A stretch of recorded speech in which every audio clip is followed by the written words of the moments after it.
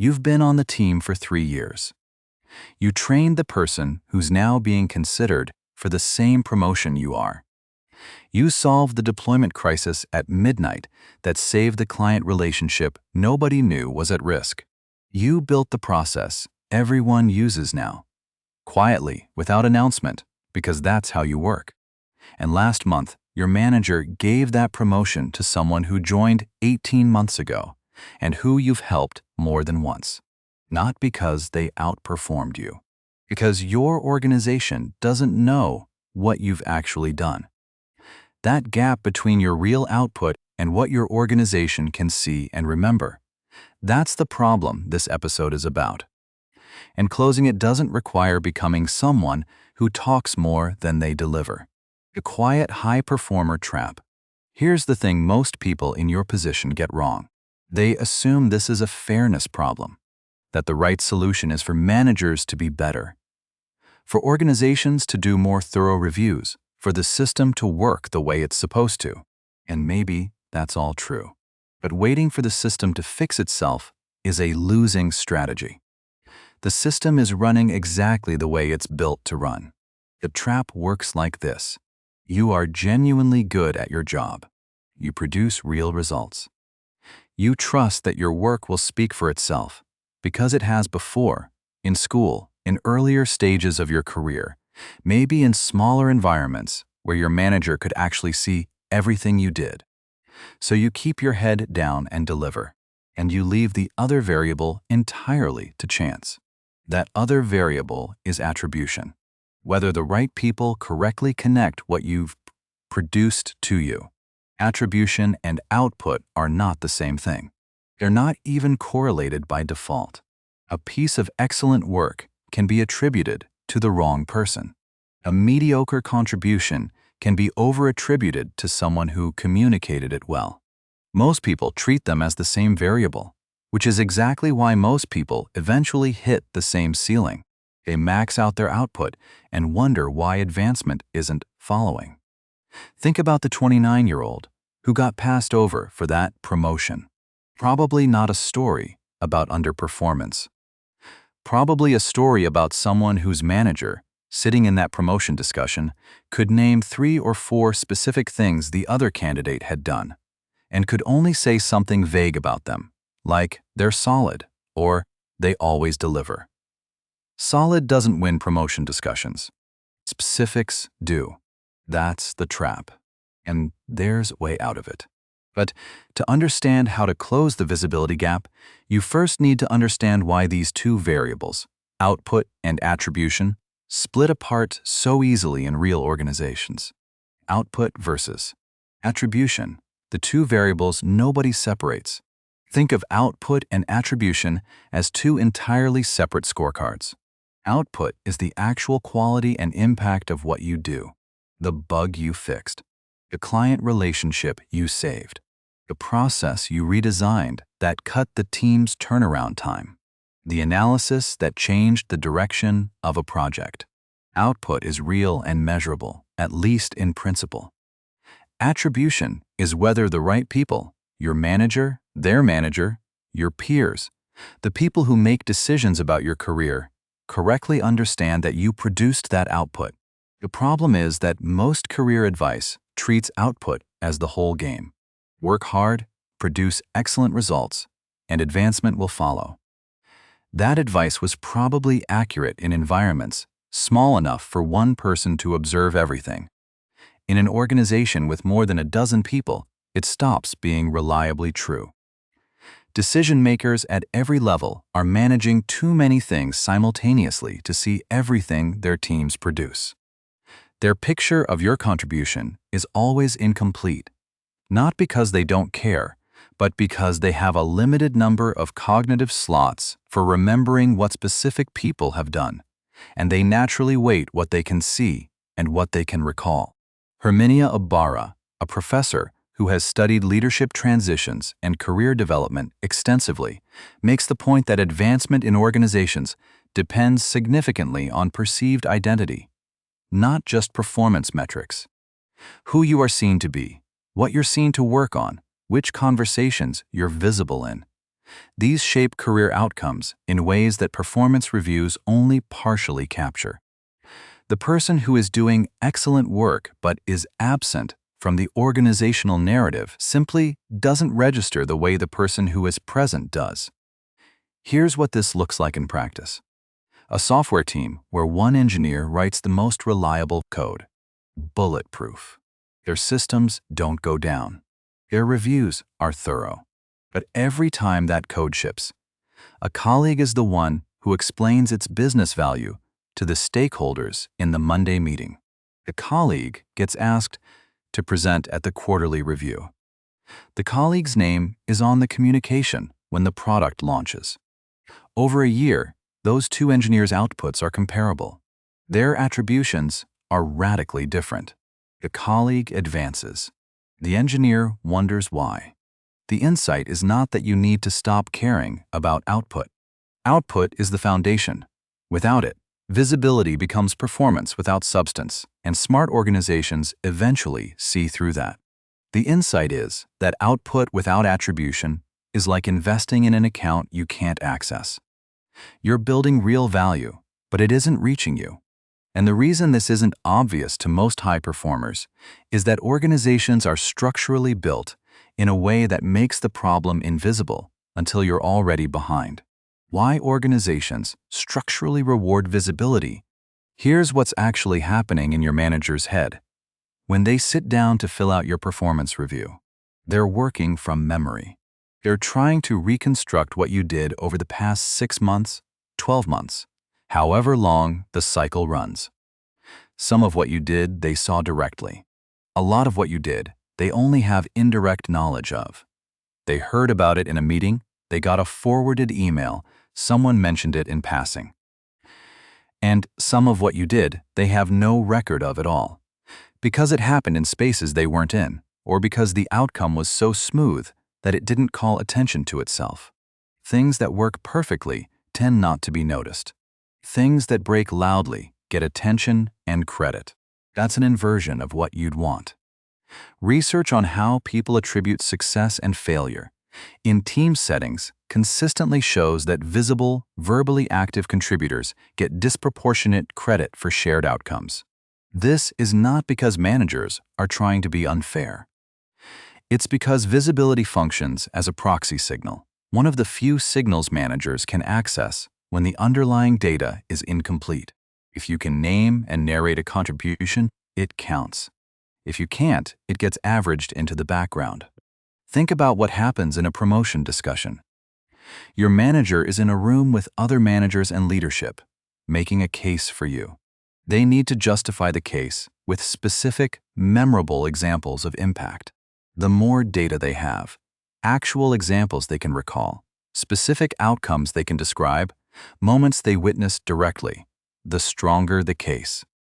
The less data they have, the more the case rests on general impressions. And general impressions don't win over specific examples from someone else's candidate.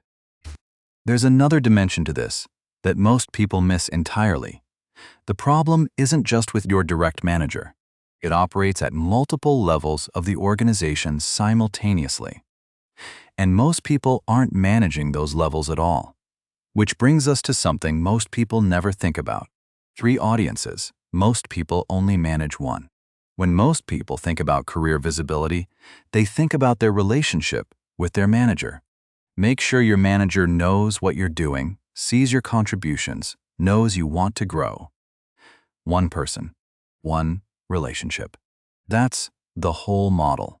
That model isn't wrong. Your manager matters enormously, but it's incomplete in a way that consistently limits how far people can advance. Because there are 3 separate audiences whose perception of your work affects your career, and they operate in parallel. The first is your direct manager. This is where most people's entire visibility effort goes. Your manager attributes your contributions, advocates for you in reviews, and decides which opportunities come your way. Maintaining accurate attribution here is foundational and non-negotiable. The second is the layer above your manager, skip-level leadership, senior directors, VPs, Whoever sits 2 or 3 levels up from you. These are the people who make decisions about roles above your current one. Here's the problem. Most people aged 22 to 35 are structurally invisible to this layer. Not because they've done anything wrong, but because they've never had a reason to be in the room. When an opportunity opens at a higher level, the people making that decision default to the candidates they've already seen in action. If none of those is you, you're starting the race already a lap behind, and your manager's advocacy has to work a lot harder to compensate for the absence of direct evidence. The third is your peer network, the people at your level inside your organization and across your industry. This is the most underrated career asset in the short term and the most important one in the long term. Your peer network is where you learn what's happening outside your immediate team, where opportunities get discussed before they're posted, and where your professional reputation, separate from any one employer's opinion of you, gets built and maintained. Most people manage one of these three, maybe one and a half. The people who advance fastest manage all three deliberately. Here's a scenario that makes the second layer concrete. A 31-year-old whose manager genuinely thinks they're excellent. The manager is on their side, advocates for them, gives them resources and support. When a director-level opening appears, the VP running the search is looking for candidates they're confident can operate at that level. The VP's mental list is drawn from people they've seen think and act in a real business context, people who've presented in their presence, contributed in cross-functional discussions, done something visible in the VP's field of view. The 31-year-old has never appeared in that field of view. No amount of manager advocacy fully compensates. The manager advocates briefly. Without direct evidence at that level, the other candidates win. The fix isn't complicated, but it starts with the most unglamorous tool in this whole framework, the documentation habit, making invisible work visible. The first practical tool is also the one most people underestimate because it sounds mundane. A personal work log, not a time tracking sheet, not a project management tool or a task list. A running record in plain language of what you actually accomplished, what problem each thing solved, and what the outcome was or is likely to be. Here's why this matters more than it sounds. Ask someone what they've done in the last 3 months, and you'll get generalities. I worked on the platform migration. I handled a lot of client escalations. I supported the product launch. These are technically accurate and nearly useless for building attribution. They're so vague that any credit attached to them diffuses away into the team or the project, not to you specifically. Now ask that same person to open a document where every Friday they spent 5 minutes writing down 3 to 5 things they accomplished that week. What problem each one solved and what the result was. The picture that emerges is completely different. Named, specific, timestamped, usable. The format is simple. 3 fields per entry. What I did, what problem this solved, what the result was, or my best estimate of what it will be. In practice, this is the difference between worked on the onboarding process and redesigned the new hire onboarding sequence to cut the first week confusion calls our team was spending time on. The calls dropped to near 0 in week 1 after the change. The difference between handled a client complaint and managed the escalation from our largest client after the service interruption kept the relationship intact and got written confirmation they're renewing. Same work, completely different record. Maintained for 90 days, this document becomes something you can actually use. It's the raw material for your performance review, grounded in specifics rather than impressions. It's what you draw on when someone asks what you've been working on. It's the evidence base when you want to make a case for a raise or a new role. And it prevents the quiet high performer problem at its source. You always have a precise, attributable record of the value you've created, So you're never in the position of trying to reconstruct 3 months of work from memory in an important conversation. The documentation habit is private. It's your record, not a broadcast. But it feeds everything that follows, including the next practice, which is about putting that value in front of the people who actually need to see it. The weekly digest, visibility without asking for permission. The documentation habit creates the raw material. The weekly digest is how you put it to work. The practice is simple. Once a week, send your manager a short update, not a status report, a value summary. The distinction matters. A status report says, I completed these tasks, I attended these meetings, I have these items in progress. It tells your manager what you did. It gives them activity data. A value summary says, here's what moved this week, here's what it solved, here's what it means for the team or the project or the client. It tells your manager what impact you created. It gives them attribution data, the exact kind of data they need when they're talking about you to anyone else. 4 sentences or fewer. Output first, business outcome second. Always framed around what got solved or advanced, never around how hard you worked or how many hours you put in. Here's what that looks like side by side. The status report version. This week, I finished the code review, updated the documentation, and attended the sprint review. The value summary version. The code review I ran this week caught a data type mismatch that would have caused incorrect billing for a portion of transactions. The fix went live Wednesday and is clean. Same week, same work, completely different signal. The first tells your manager you were busy. The second tells them exactly what you prevented and why it mattered. Done consistently, the weekly digest does something specific for your manager that most people don't think about. It makes their job easier.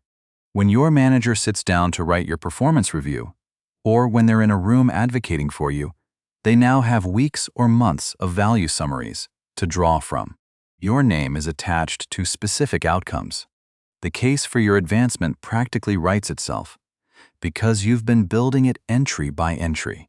One more thing. If your manager is receptive, you can occasionally include a relevant stakeholder on an update where their context would genuinely matter. A project lead, a client-facing colleague, someone in a different function who cares about the outcome you're describing, not copying everyone on everything. Deliberately building attribution beyond a single relationship in situations where that additional context is useful. You're managing your second audience while you're already doing the work. The weekly digest takes 10 to 15 minutes. Done consistently for 6 months, it changes how your manager perceives your contribution. Not because you've done more, but because they can finally see what you've been doing all along. There's another attribution event happening every week that most people are leaving credit on the table in. Speaking up in meetings, the visibility tax on silence. Meetings feel operational. You come in, you work through the agenda, you leave. But meetings are also attribution events. One of the primary mechanisms through which organizational memory of who has ideas, judgment, and expertise gets formed and reinforced. Every time someone makes a sharp observation in a meeting, that observation gets filed in every person present's mental model of the speaker. Every time someone stays quiet through a discussion they had something to contribute to, the absence gets filed too. Not deliberately, but through the simple absence of evidence. If no one hears you think, they can't learn that you can. This is what I'd call the visibility tax on silence. Not a punishment, a cost you don't have to pay. The solution isn't speak more.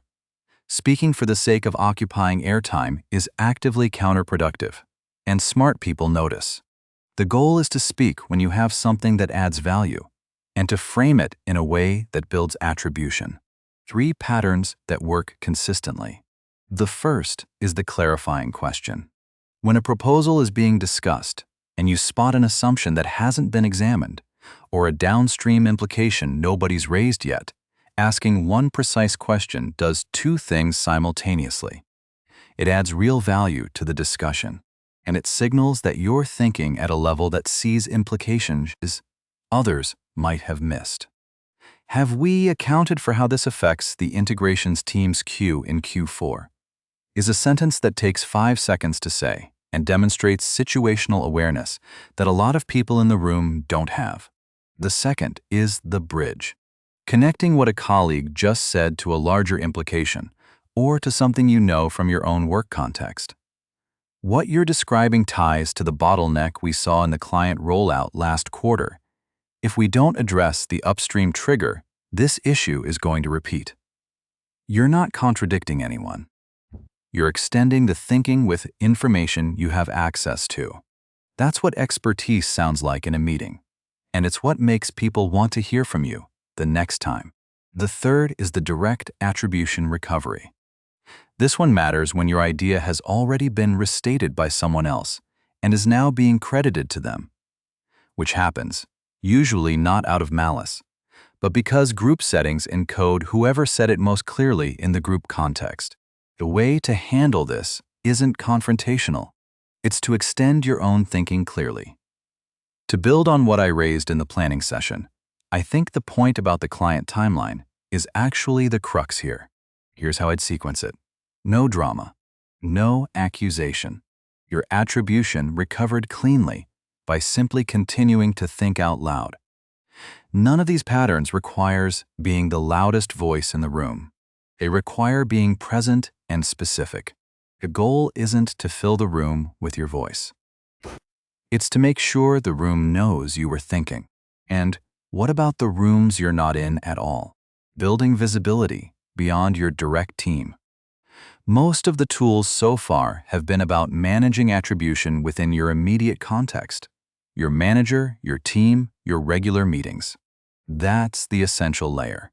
But there's a layer most people in their 20s and early 30s systematically underinvest in. And it's the one that opens doors that don't exist yet. Cross-functional visibility. Being known outside your immediate reporting line.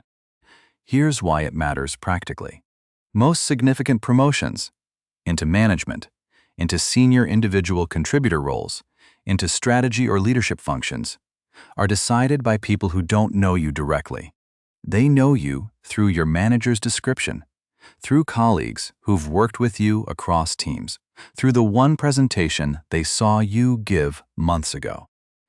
The people who advance fastest into these roles are almost always the people with the widest reputation surface area relative to their skill level. They've been seen by more people in more contexts. The good news is that building cross-functional visibility doesn't require a fundamentally different skill set. It requires applying what you already do well to audiences you haven't been applying it to. Some concrete ways this happens. Volunteering to present your team's work at an all-hands or a cross-functional review, even a 5-minute slot. Contributing to an internal community of practice, a knowledge-sharing channel, or a working group that spans multiple functions. Writing an internal summary of something you worked through that other teams might find useful.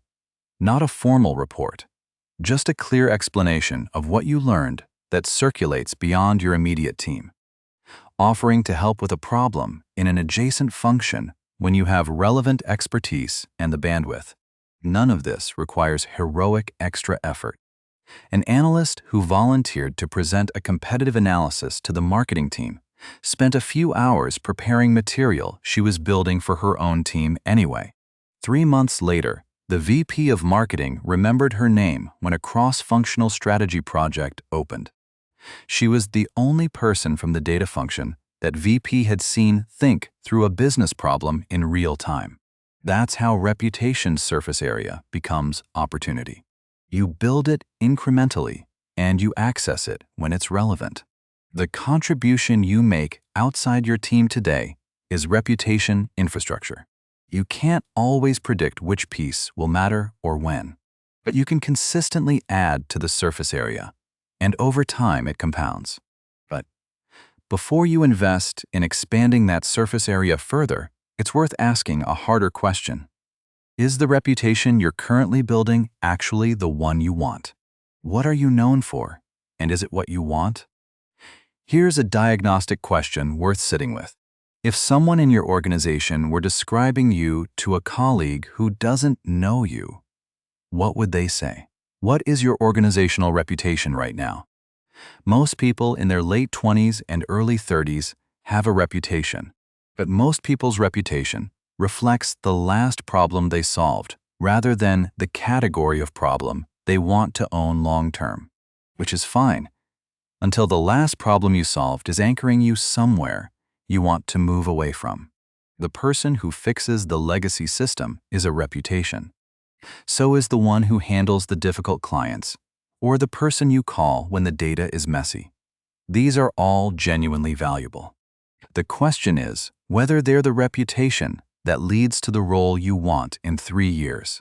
A reputation that anchors you to one specific technical debt category or one kind of escalation is a short-term asset and a long-term constraint.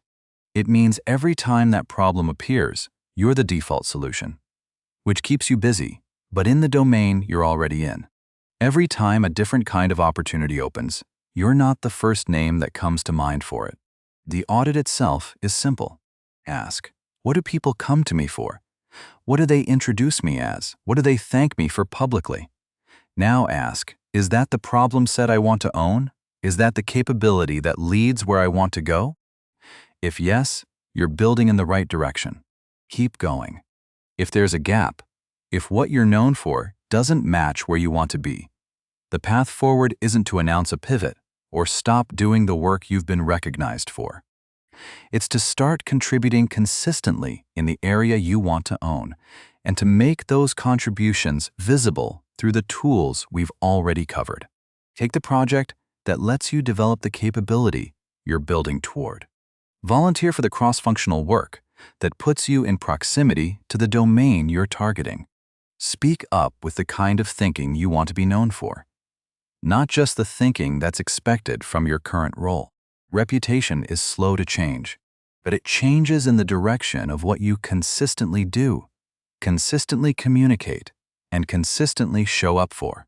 There's one more thing most people worry about before they try any of this, and it's worth addressing directly: visibility without being insufferable.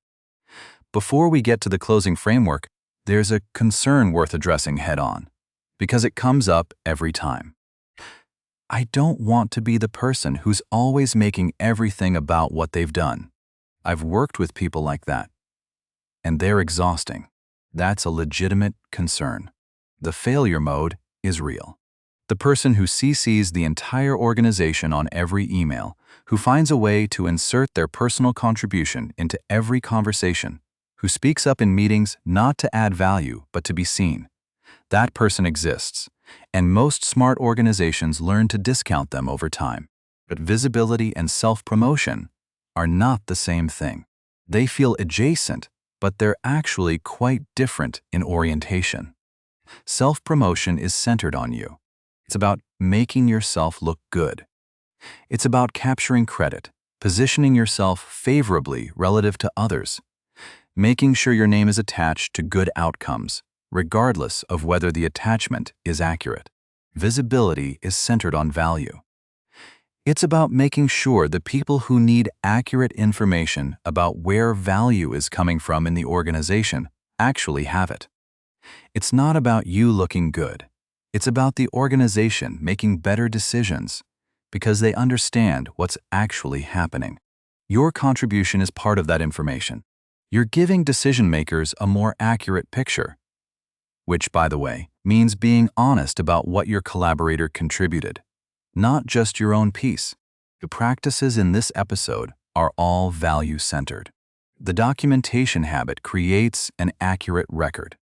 The value summary gives your manager the information they need to advocate for you effectively. The clarifying question in a meeting adds to the discussion.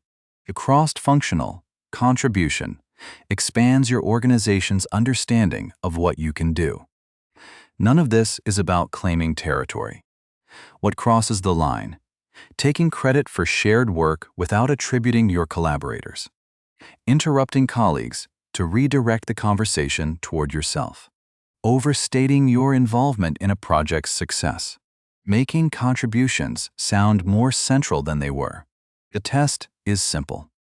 If your visibility practices leave your manager and colleagues more informed, they're working. If they leave your colleagues feeling invisible or undercut, they aren't. The goal is never to win attribution at someone else's expense. It's to ensure that accurate attribution of your real contributions reaches the people who need it. When you do this well, it doesn't feel like self-promotion. It feels like you're helping the organization see itself more clearly. So let's put all of this into a concrete sequence, something you can actually start this week. The 90-day visibility plan. Here's the closing framework. Not abstract principles, a specific sequence you can start this week. Days 1 through 30. Start the documentation habit. At the end of every workday, or at minimum every Friday, open a document and write down what you did, what problem it solved, and what the result was or will be. 5 minutes. By the end of the first month, you have a specific, attributable record of roughly 20 to 25 discrete contributions. Not vague activities, but named outcomes. Also, in this first month, send your first value summary to your manager. 4 sentences, output to outcome, no mention of effort. Do it every week without exception. And in every meeting you attend, contribute at least one clarifying question or one bridge. Not to perform, to stay present and let people hear you think. Days 31 through 60. Identify one cross-functional opportunity and execute one visible contribution in it. It doesn't have to be large. A working group, a 5-minute presentation slot outside your immediate team, a write-up that gets shared more broadly than your usual audience. One genuine contribution to a context beyond your reporting line. Also in this window, if you haven't had an explicit conversation with your manager about where you're building toward, have it. Not as a complaint or a pressure campaign, as a clear statement of the direction you want to grow in.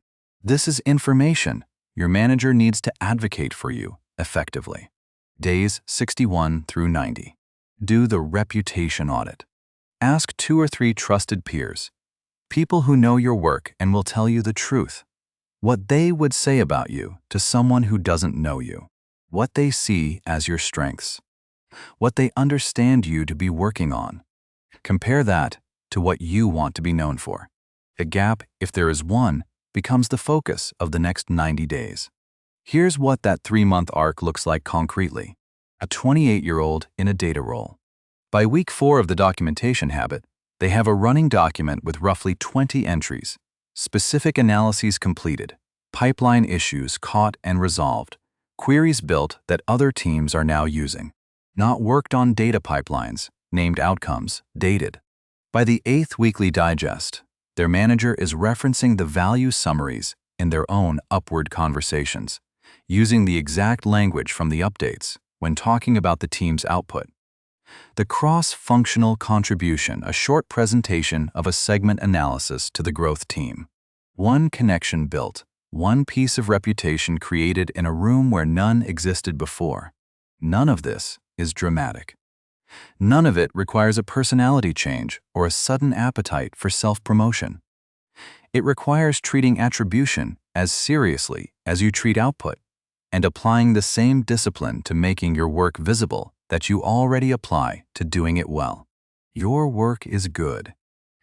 It's time to make sure the right people know it. Let's close with the full picture, because this episode covered a lot of ground. The problem we started with. High performers who produce excellent work and get passed over because their organizations can't see what they've done. Not a fairness problem, a structural one. Organizations run on incomplete information, and the people who advance are the ones whose contributions are visible, attributable, and remembered. 2 variables drive your career: output and attribution. Output without attribution is investment that never pays out. Attribution without output is performance without substance. You need both. Organizations structurally reward visibility because decision-makers are busy, and their view is always partial. Understanding it that way is what lets you respond strategically rather than just feel frustrated. 3 audiences matter for your career: your direct manager, skip-level leadership, and your peer network. Most people only actively manage one. Managing all 3 deliberately is what creates options that wouldn't otherwise exist.